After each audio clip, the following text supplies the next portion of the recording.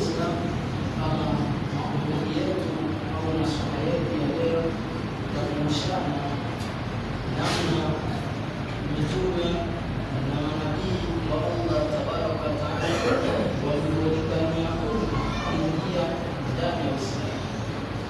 Tutazungumzia namna manabii na mitume wa Allah tabaraka wa taala walivyolikania umma kuingia ndani ya Uislamu.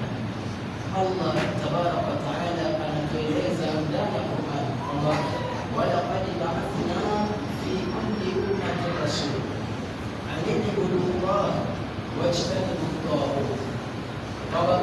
Walaqad ba'athna fi kulli ummatin rasul. Allah tabaraka wa taala ametuma kila umma, ametuma mjumbe kila umma an i'budu Allah.